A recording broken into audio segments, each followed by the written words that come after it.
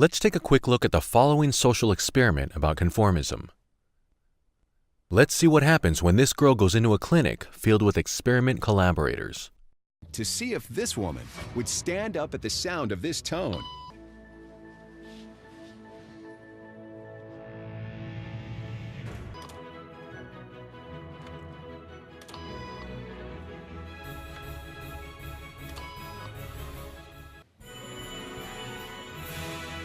She's now conforming to the rules of the group without them even being there.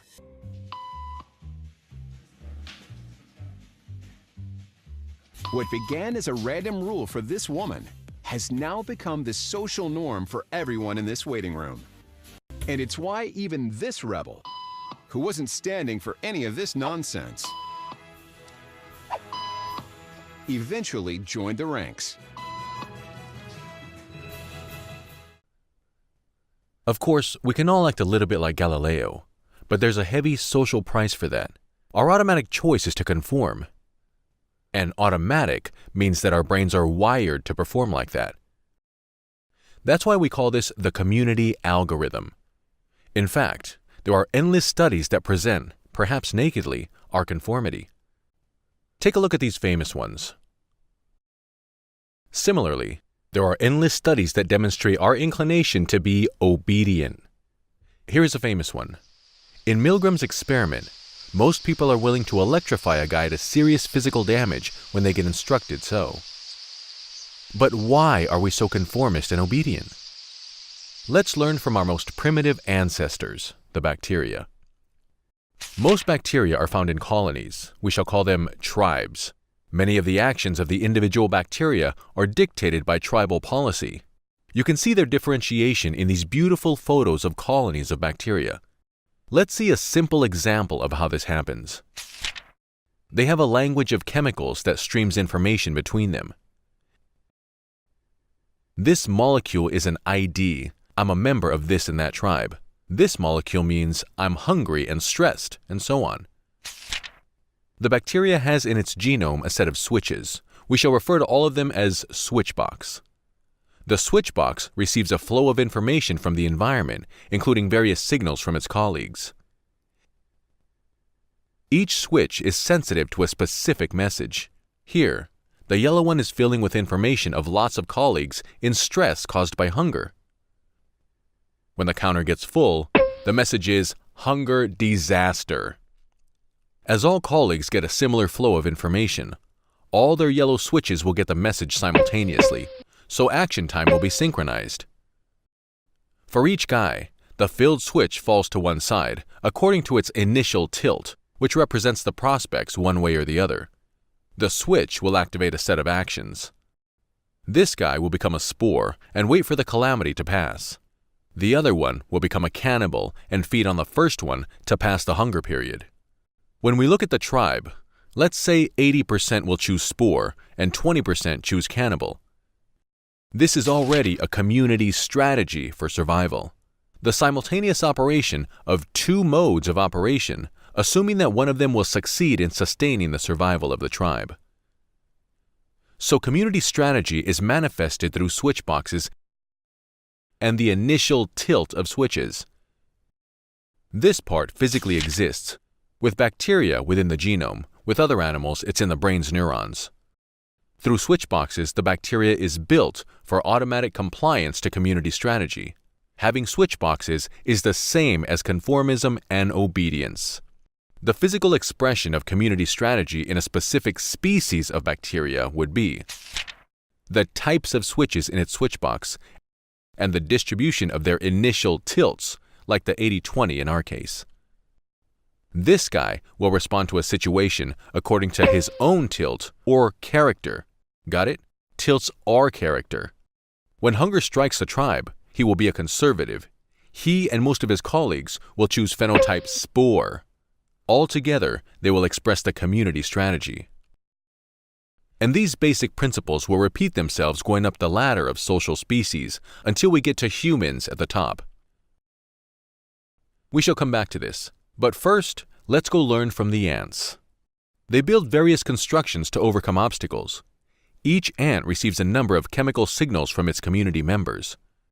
These activate its own small set of actions. So how can the total sum be a floating island or a bridge? It has to be the other way around. The ant's actions must be the result of an island builder algorithm. Here's a bridge builder community algorithm. Researchers think there's a cost-benefit trade-off. If too many ants form a bridge, there are fewer foragers. When traffic flow becomes interrupted, bodies pile up. That tells ants to become part of a structure. The ants use this simple mechanism to continuously modify the length, width, and position of their bridges. The ant's switchbox responds to information in compliance with a complex bridge builder community algorithm. The ant is built for automatic compliance to community strategy. But why is that? Well, it's clear. Survival strategies must be of the community, not of the individual. Some people call this superorganism. These are many tribe members driven by a community algorithm. In fact, with ants, this business is total. All these ants are sterile. There is no continuity to their genes. There is no meaning to the survival of the individual, but only to the survival of the community. The single ant is totally altruistic. Now let's go back to check the algorithm machine. Let's take a look at this cloud.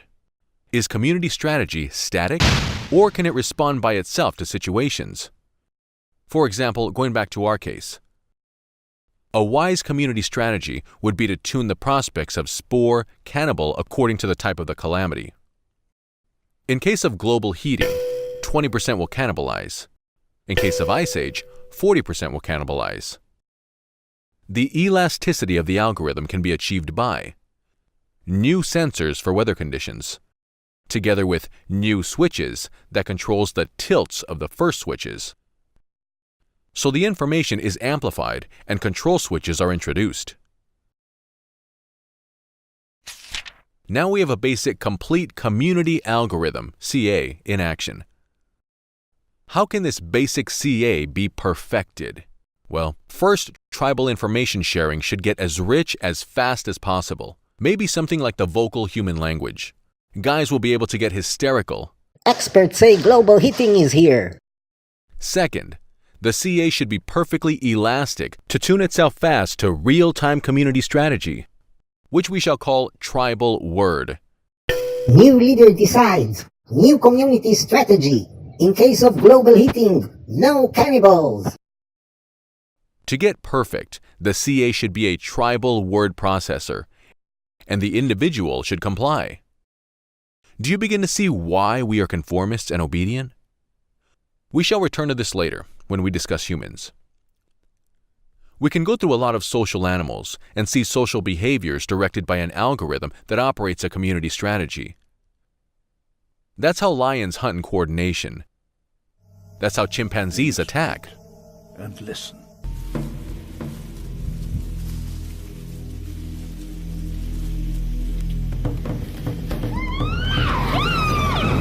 The attack is on.